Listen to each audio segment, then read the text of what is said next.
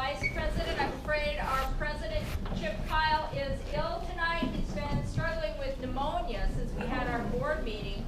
And he's getting better, but he asked his doctor about coming to the meeting, and the doctor advised him to stay away from germs. Apparently that would be you and I, so he's not here. So I'm taking his place this evening. Also, our treasurer is unable to attend this evening, and Lori Buffington is unable to attend. So, but that's okay. We're going to have a good meeting. So I wonder, do we have any first-time club member attendees this evening? Or okay, can I stand up, please? Could you introduce yourself? My name is Ann Morrow. That's what I am. Okay, well, welcome. Thank you for coming. Good job, yeah. So you got, is there somebody else? Somebody Couple else more. Not volunteering. John Slosar. Pardon me? John Slosar. Okay, welcome. Welcome, John. Thanks for coming. And Jen Huntsman. Jan Huntsman? Okay. Everybody got the raffle ticket? Anybody else? Yeah, I know that. I know, he was Marvin, could I get I that, please? want to get this part going. So before Winning ticket. the evening ends, we'll have a raffle, and we'll give you an opportunity to get a raffle You want ticket this in a one? little while, but I'd like Sure. to get going. Marvin, we need So, one more ticket. welcome to our club meeting, Dan. And we're going to start with Michael Trimble. Michael, are you a member of PWTC? I can't remember. Yeah. Okay. So Michael's a member, and he started riding with. I've never had the privilege of riding with. No, we're gonna have to do it one of these days. But I know that some of you have, when he was on his old bike, and he has upgraded big time.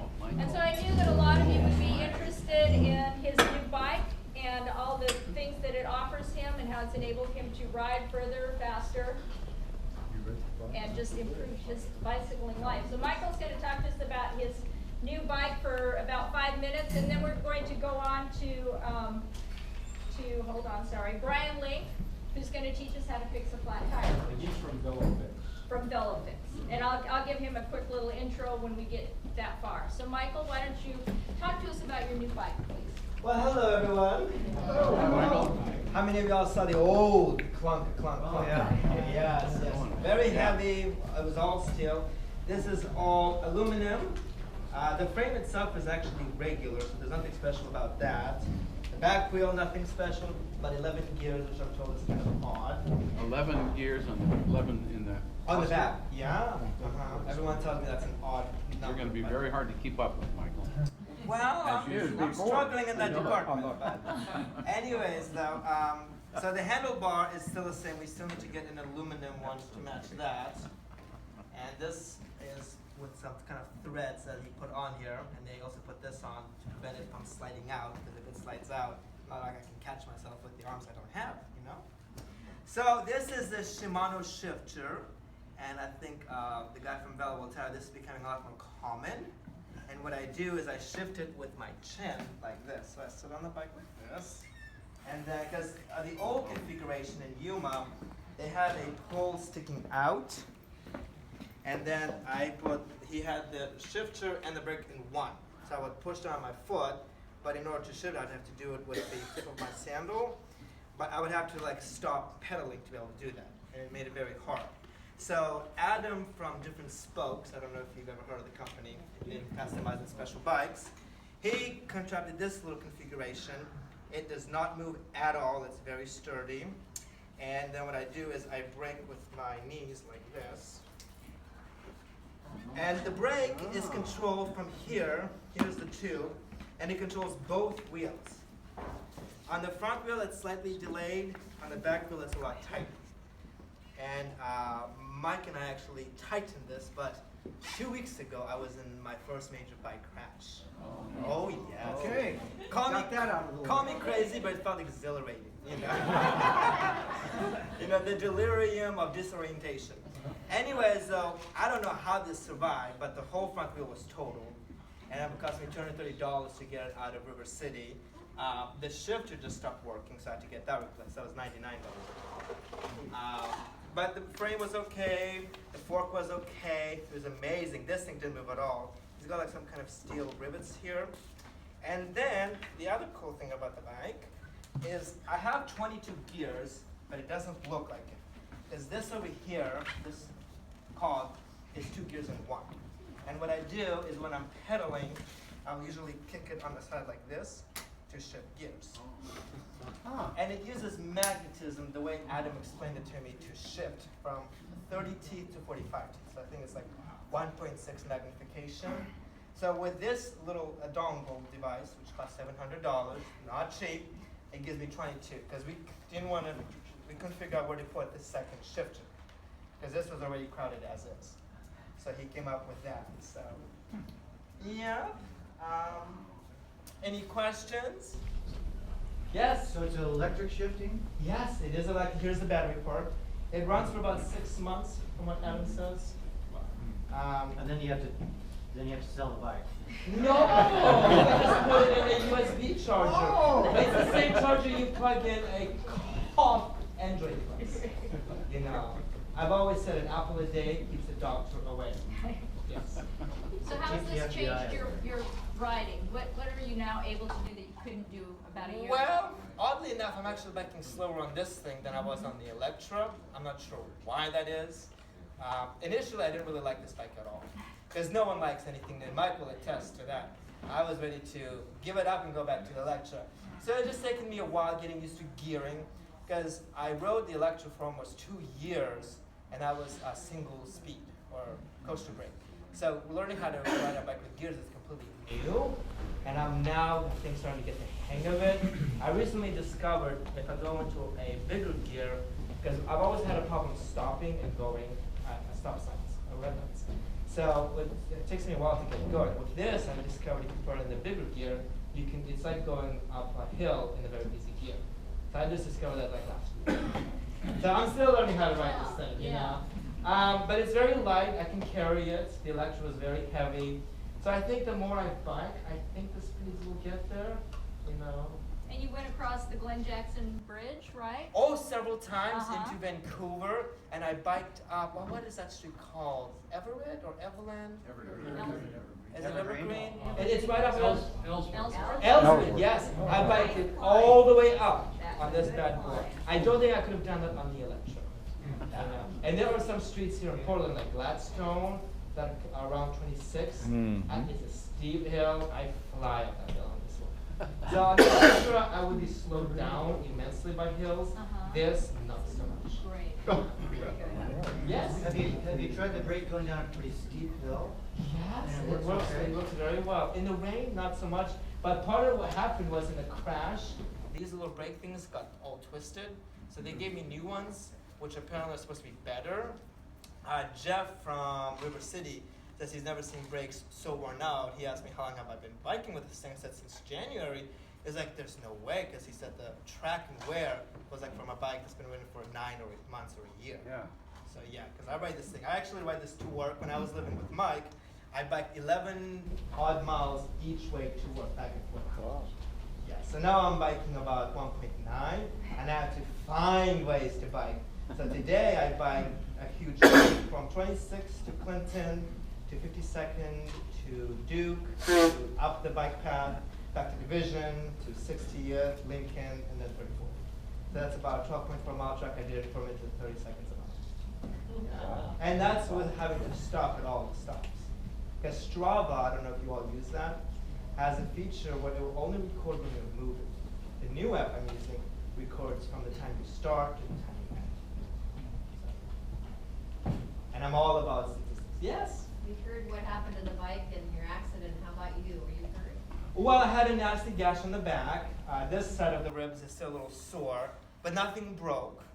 You know, if I had arms, I probably would have had a broken arm.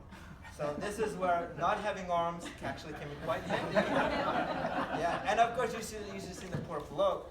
Well, once like no one wants to hit a biker, but then when he realized I had no arms, he was like pale as hell. I know he had a double whammy. Yes. Did you tell him he ripped them off you in the accident? What was that? Did you tell him that he ripped your arms off in the accident and you want them reattached? Well, no, I wish I had. That would have been a perfect early Halloween moment. Can you tell us a little bit about the people who built this for you? Oh, it's one person, Adam. I can't think of, do you know I different don't spokes? recall, yeah. It's a company that only does special bikes. They won't work on a regular bike whatsoever. So they do recumbent bikes for people with multiple sclerosis. I do bikes for people with like midgets and dwarves, missing limbs. Apparently, I was the most challenging case for Adam because he had to figure out where to put the braking because it has to be exact. You know. In town? Yeah. Well, do you know where he is? The address? Yeah, he lives on 82nd before you get to the Three Bridges. If you want, I can send Ann the information that she can put on the website. He's amazing what he does, and it's pretty reasonable price-wise. So it took us about, what, 2-3 months for the whole process, because we'd go and visit him, we'd chit-chat, he'd get the car, we'd come back, do some more talking, come back. It was a long process. I kind of prepared myself for the long process. Michael, actually, you started this in Pittsburgh. No. The Electra was in Pittsburgh. But this bike 2.0, which I call the Black Mamba, started in Yuma, Arizona. And that's where they put the shifter and the brake was all in one. And they had a pole sticking out. I don't know if I have any pictures of it. I realized very early on there was no way I could ride it. And Yuma is not known for its bike-friendly lanes either. So Adam said that it had to be something controlled with the knee. And he was dead on. I don't know how he knew, but and then this is where I put my GoPro. And will tell you, I post all kinds of time-lapse footage of my biking. Yes, you do. You're more than welcome to. Or if you want, I can send it to you. You can post them on the website if you want. Michael? Yes? You told us once before, or told me once before, that you had trouble getting a bike builder because they were afraid of liability. They Yes. thought you would be a danger riding a bike. Did different spokes? No, that never even came Not out even once. mentioned.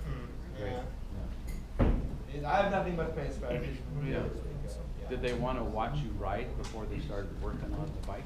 No, I mean, Adam, I sent him all my YouTube videos. Oh, okay. And so he Yeah. saw what I could do. Yeah. And because with Mike Brown in Pittsburgh, it was a whole new test because he'd never done something like this. Yeah. With this bike, I already had a history of riding a bike. Yeah. So it wasn't like breaking new ground. Right. Fortunately, Mike Brown popped that cherry. Well, Michael, you, maybe others have heard, what happened in the accident? What was that about? Well, apparently I was in the wrong, but I contested. Okay. Anyways, it was kind of dark, and I guess I had a stoplight. I didn't see it. The guy said he didn't see it. He even said himself that he shouldn't have been going as fast as he was. I would have turned left. It was like a curve. And of course, it had to happen 1 block from my apartment, go figure.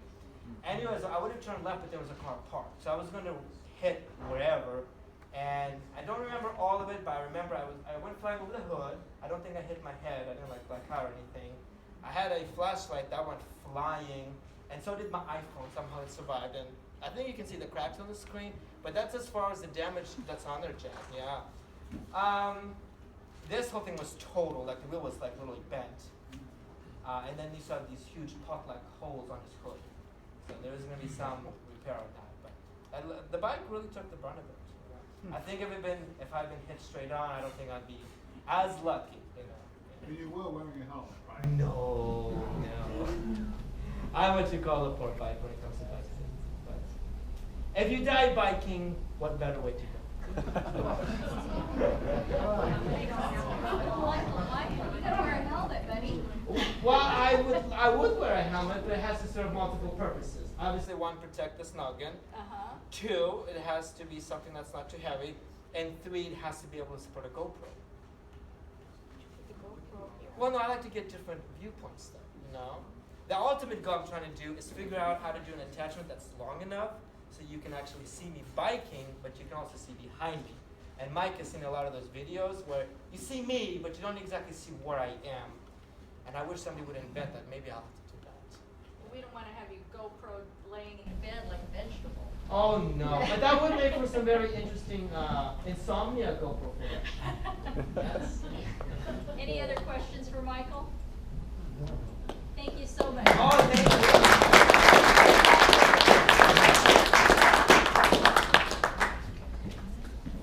All right, thanks again, Mike. Oh, it was my pleasure. So we've got Brian Link here now as our presenter. Brian is the head mechanic and operator and